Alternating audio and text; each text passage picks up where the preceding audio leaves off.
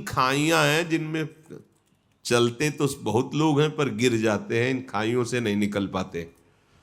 कोई बिरला होता है जो इन खाइयों को पार कर गया तो आगे हरि साक्षात्कार होता है। सबसे पहला है कंचन, रुपया। ये रुपया की जो वित्त तृष्णा इसे कहते हैं, इसकी जो आकर्षण वृत्ति है बहुत सूक्ष्म है। कहाँ आए थे, क्या लेने आए थे, क्या कर रहे हो? ये खाई है, खाई, ये 3 बड़ी बड़ी खाइयां पूरी सृष्टि के सब विकारों को जोड़ करके बना दी गई। इनको क्रॉस कर जाओ, आगे भगवान मिल जाएंगे तुम्हें। भगवत मिलन के मार्ग में 3 खाइयां रखी गई हैं।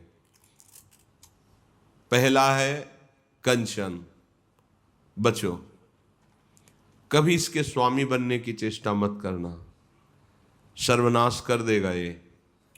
जो कंचन का स्वामी बनने की चेष्टा किया, अर्थ का स्वामी बनने की चेष्टा किया, वो मारा गया पक्का। ये प्रभु की वस्तु है, प्रभु का व्यवहार है, प्रभु जाने जैसे। अपने अकिंचन रहो, अपने महत्व मत रखो, अपनी गणना का सुख मत रखो। रुपए का महत्व क्या होता है? गणना का सुख।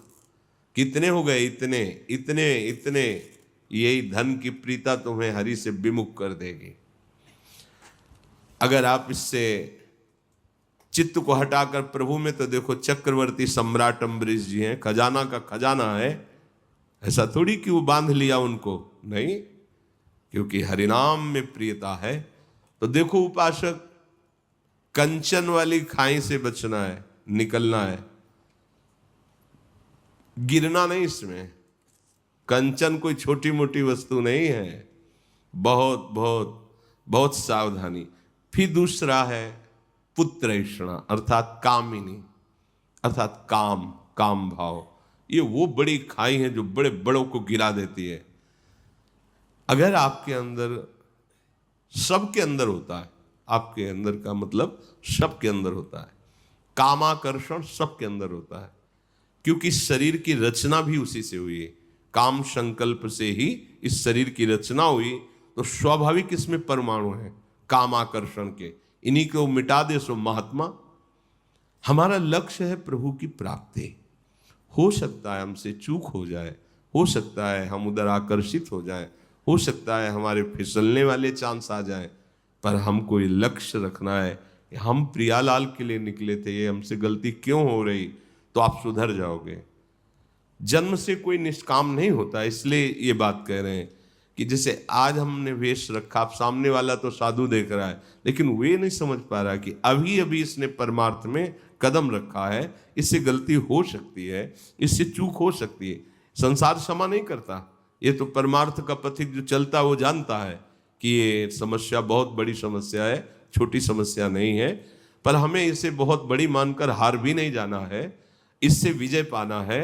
और इससे विजय पाने के लिए हमारी लाडली जू समर्थ है। नागरी दासी जन्म जितायो बलिहारी, बलिहारी हमारी श्री जी हमारा बल है, वो हमें आगे बढ़ाती है। जब हमारी ये भावना बनने लगती है माता बहनों के प्रति कि हमारी श्री जी की सखियां हैं, लाडली लाल इनमें विराज, तो फिर इसका प्रभाव नहीं पड़ता है। पर इसमें सावधानियां जो बताई गई पीछे कई बार सत्संग में, वो एकांत सेवन न करे, काम भाव से एकांतिक दृष्टि से न देखे, कोई चेष्टा न करे, तो ये दूसरी खाई जो है कामिनी, इससे निकला जा सकता है। एक आखिरी ये खाई इसमें, मतलब जो निकल गए इन दोनों से, उनको भी ये गिरा देती है।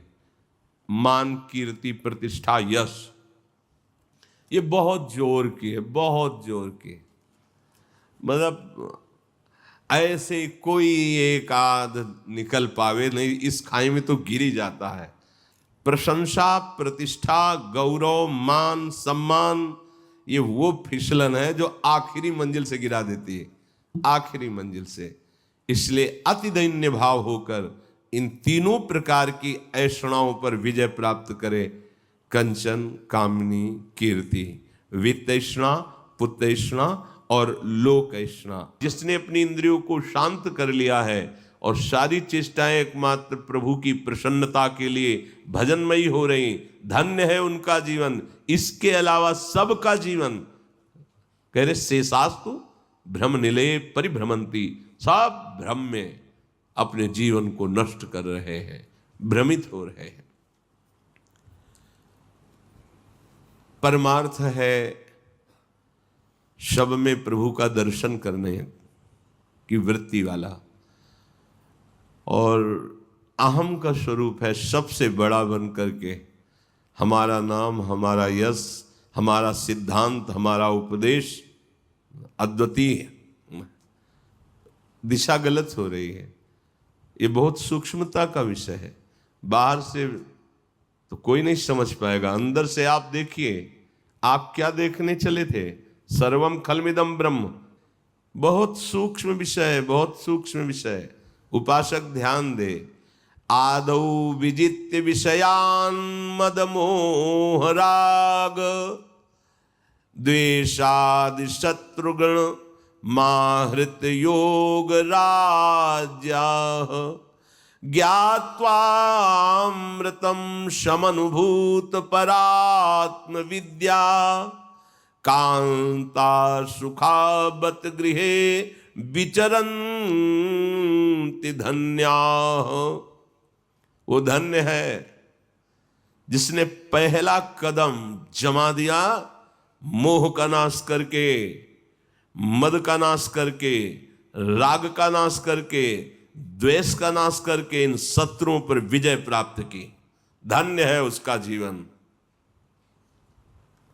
बाबा जी, बनना सरल है लेकिन साधुता आना कठिन है। कई लोग प्रश्न कर देते हैं कि कैसे जाना जाए कि ये संत है, कैसे जाना जाए? पहली बात है कि बिना संत बने तुम संत को जान ही नहीं सकते। दूसरी सहज बात है, संत की पहचान की सहज पहचान होती है। जिनके संग से भगवान का रंग बढ़ने लगे, नाम रूप लीला धाम, जिनके संग से बुराइयां तुम्हारी उभर कर तुम्हारे सामने आकर चुभने लगे कि मैं बहुत नीच हूं, अब मुझे नहीं करना चाहिए, जिनके संग से हृदय शीतल हो जाए, जिनके संग से तुम्हारी मांग मिटने लगे, वो संत है। संत कभी मांग नहीं रखता।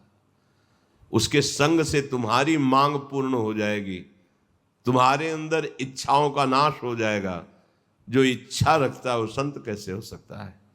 भोगों की इच्छा रखना, पैसे की इच्छा रखना, वस्तु की इच्छा रखना, अरे हम निकले काहे के लिए हैं? इनको कबाड़ बटोरने के लिए निकले। ये कबाड़ ही है, चाहे जितना बैंक बैलेंस कर लो, कबाड़ ही तो। मरोगे बैंक लाद के ले जाओगे। नाम रूप लीला धाम। अब यथा योग्य जैसे प्रभु चला रहे, इसका कोई महत्व तो नहीं है, कोई इसका महत्व तो नहीं है। दैववश जैसे चल रहा है, अगर इनकी आकांक्षा है, इसका महत्व है, इसकी मांग है, इसकी चाह है, चाहे जो भेष रख लो, अभी साधुता नहीं है। साधुता नहीं तो परमानंद नहीं है। आदौ विजित्य विषयान मदमोह राग द्वेषादि शत्रुगण माहृत योग राज्या।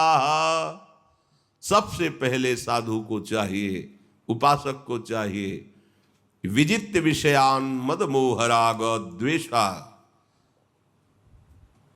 आपको जीतना है, मद को जीतना है, मोह को जीतना है, राग द्वेष को मिटा देना है, तब जाकर राज सिंहासन पर बैठता। बादशाह तो तभी होता है जब शत्रुओं को पराजित कर देता है।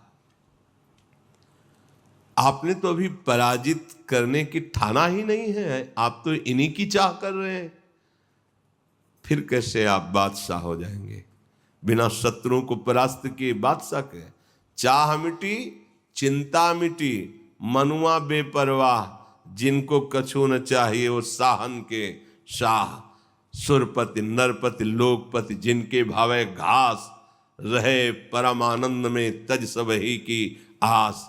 ये बाबा, ये संत, ये साधु जगत मंगल स्वरूप है, कोई खिलवाड़ वाला नाटक वाला ये मार्ग नहीं है। और जो इनका आश्रय ले लेता है वो जगत विजयी हो जाता है, चाहे गृहस्थ में हो चाहे जिस मार्ग, जहां संतों का आश्रय हुआ, निर्विषय निर्विकार परमानंदमयी स्थिति की चाह ये अपने आप हृदय में आने लगती है।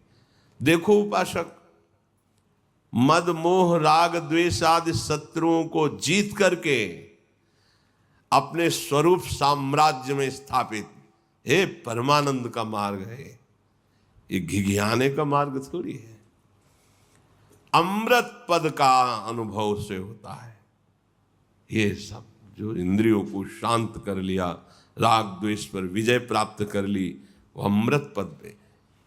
वैराग्यवान को क्या सुख है, सम्राट भी नहीं जान सकता, देवराज इंद्र भी नहीं जान सकते। वैराग्यवान को जो सुख है, फिर अनुरागी को जो सुख है, वो तो बहुत ही अलग बात हो गई। जो वैराग्यवान है, विषयों पर विजय प्राप्त किए हुए है, उसके अंदर जो विवेक है वो ऐसा है जिससे पतिव्रता पत्नी पति को सुख पहुंचाती रहती है। ऐसे ही वो विवेक परम सुख प्रदान करता रहता है उस उपासक को। और जैसे कोई अपने घर में सुख शैया पर सोता है, ऐसे पूरे विश्व ब्रह्मांड में सुखपूर्वक अपने घर की तरह रहता है जिसके विवेक जागृत हो गया है, जो इन दोषों पर विजय प्राप्त कर लिया है। साधुता का मतलब दोषों पर विजय प्राप्त करना है। अगर आप भगवत प्राप्त नहीं हैं और समाज आपके पीछे पड़ रही है तो आपका है क्या, लुट जाओगे, लुट जाओगे। एक प्रणाम भी किसी का फ्री नहीं है कि वो प्रणाम किया फ्री है, देना होगा, उसका हिसाब देना होगा आपको। अगर एक भी प्रणाम स्वीकार करते हैं तो बहुत सावधानी की जरूरत है। त्यक्त्वा गृहे रति मधो गति हेतु भूता मात्मेच्छयोपनिषदर्थ रसम पिबन्तः वीत स्पृहा विषय भोग पदे विरक्ता धन्याश्चरन्ति विजनेषु विरक्त संगा। अधोगति को प्राप्त होता है जो शरीर रागी होता है। ये घर है, देख लो, बहुत प्यार है इस घर से, देह प्राण इसी में आसक्ति है। हम कहते हैं अपने को भगवत अनुरागी, हम कहते हैं अपने को ब्रह्मज्ञानी,